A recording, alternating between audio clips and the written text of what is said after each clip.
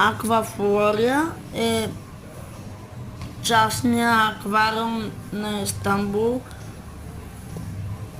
който е втория по големина и посещение. Другия аквариум на Истанбул, където има също животински морски обитатели,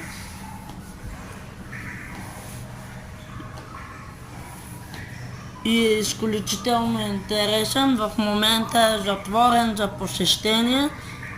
Затова единственият аквариум, който може да посетите,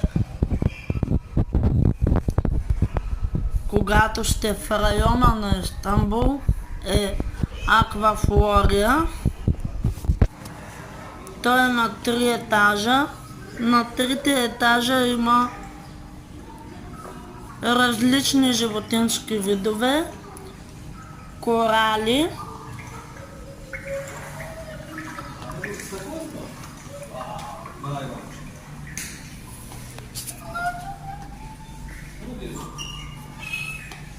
има дори и пингвини. Всяко едно животно е в отделен аквариум. Също така може да видите морска змиорка, бяла акула, риба тон,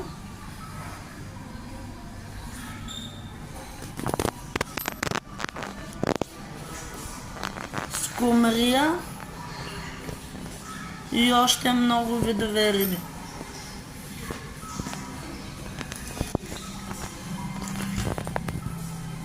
И не само риби, има и медузи.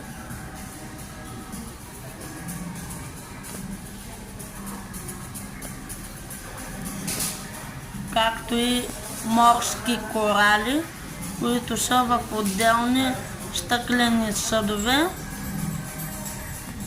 Има и макети, които също са остъклени.